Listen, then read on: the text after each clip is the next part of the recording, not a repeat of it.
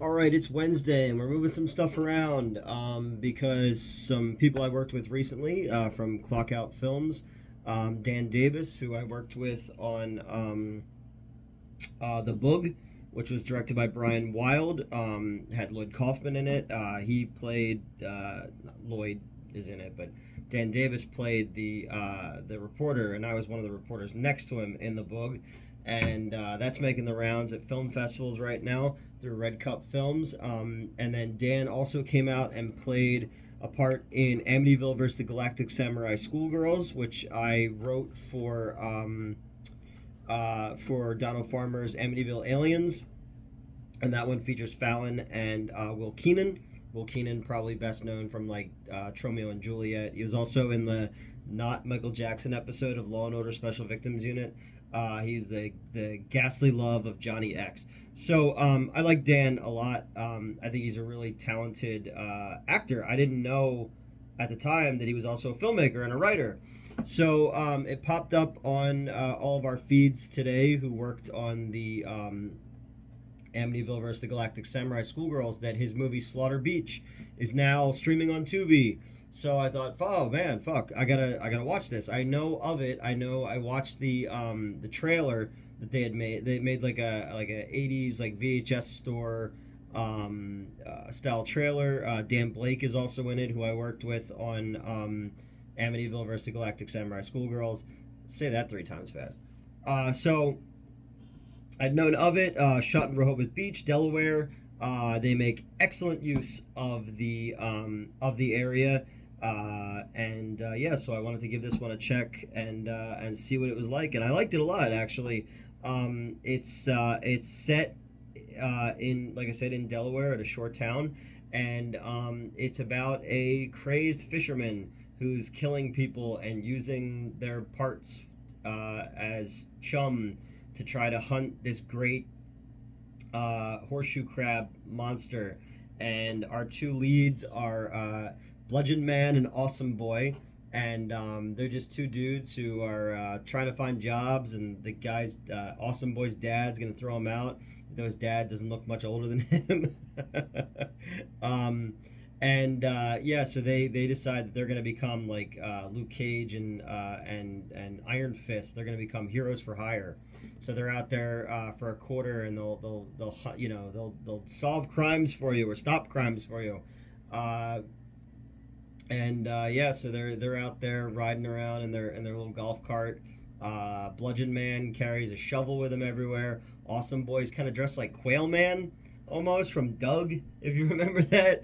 At one point, he's even got like the little light on his head, on his hat, or like little light thing, and it sort of looks like the belt that Quail Man wears. So the movie lives up to its name. There is a lot of slaughter at Slaughter Beach. There's some actually really good effects in this one.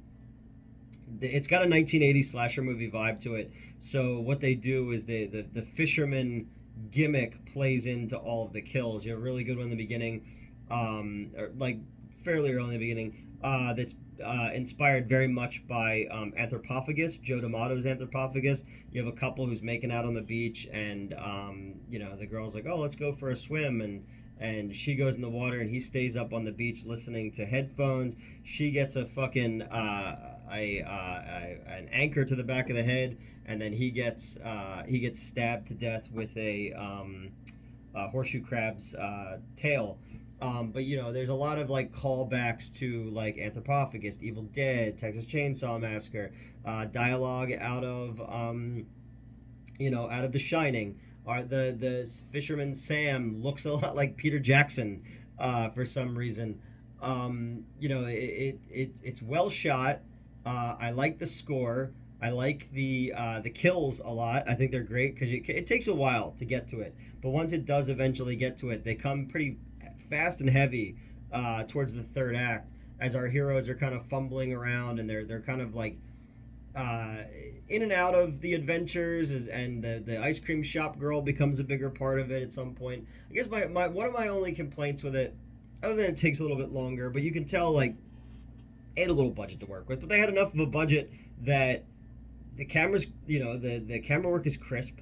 Even when it's handheld, it still kind of fits into that like 80s VHS era vibe to it. They had a drone which they use to a good degree in this one. There's some really really good drone shots. There's also a lot of really good B-roll. I really like that there's things to cut to, so it's not just a lot of static shots. Uh, but I guess the only thing is didn't really work for me is I think that our two leads, the one guy, the little awesome boy guy sort of looks like the guy who Bruno is dating in the Sacha Baron Cohen movie Bruno, and he's a little too, yeah, like wide-eyed optimist for things, and I understand that's the point of it. Um, it's a little too much for me at some points. There is one fucking dude in it who his friend goes to pee and he gets killed and this guy gets clamped to death. But the whole time I'm watching it, I'm like, this dude looks like Pat Smear from the Foo Fighters, old school Foo Fighters. He was also he was with Nirvana for Unplugged. That's all I was thinking the whole time. I was like, this fucking dude looks like Pat Smear. Um, but there's a little bit too much like mumblecore comedy in it when they kind of like ramblecore kind of stuff. It almost feels like a early 2010s YouTube skit for me. Or like on Family Guy where they'll just go on these rants like these like kind of rambly things that don't feel like they're scripted. It's the only thing that kind of took me out of it was just because it does feel kind of contrary to like the tone of the 1980s style slasher comedy that they were going for. Beyond that, I really dug it, man. I thought it was a lot of fun. And like I said, it's well shot. I also love when they're just out on the boardwalk, when they're filming, like they're filming in a real shore community during the summertime. And it must have been a fucking nightmare to kind of get through scenes without too many people looking at the camera, because there's a couple of times, but for the most part, I'm watching the background going like, wow, you know what?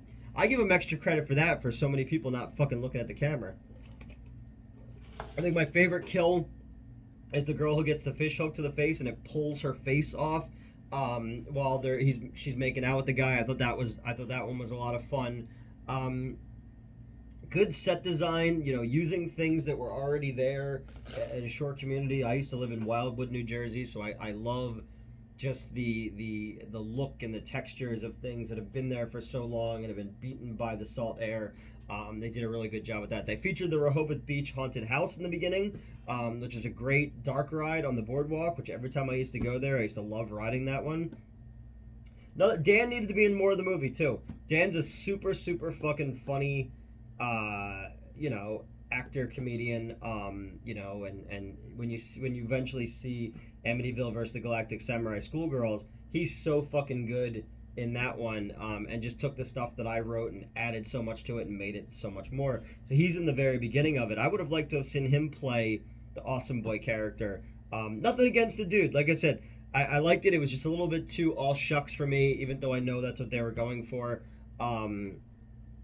But they kept it consistent the entire time, and then his friend, who's is more of like the dour one. He's kind of more of the sarcastic kind of like realist of the two of them. So they needed to bounce off each other. I like that, but I also think like I'm watching it. I'm like, I don't think these guys would be friends in real life if their characters were like this.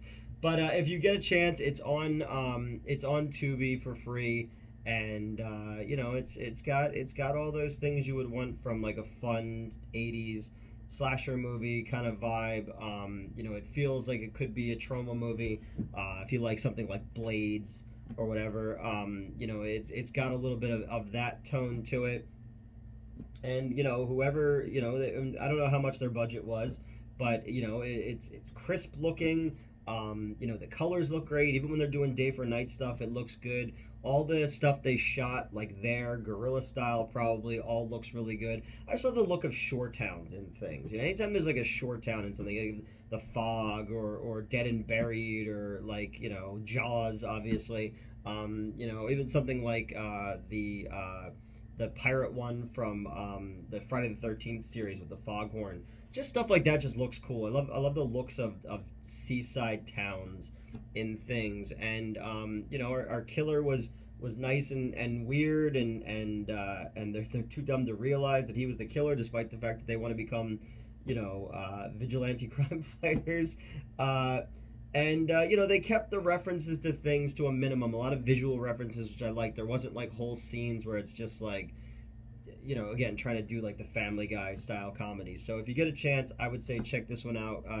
And Dan, you did a really fucking good job on this one, and I liked it a lot. And I can't wait to see what the next one is. And and don't any negative comments I have are just my own personal being a shitty asshole, and you guys made a movie and I didn't, so there you go. So yeah, Slaughter Beach. It's named after Slaughter Beach in Delaware. Not the first movie to use that title, obviously, but I think they do a really good job with it. And it's Life's a Beach and Then You Die is the tagline for the movie, and it's got boobs in it in one scene. It's got gore in it. It's pretty funny. It's well shot. There's just the one shot with the drone where you could see the camera pivot. I was just like, other than that, it was perfect with the drone stuff. Even shots going over the town and stuff. I think like there's a lot of production value put into this, which I really, really appreciated. And I think it's worth your time to check out. And yeah, man, Slaughter Beach. Have a good one.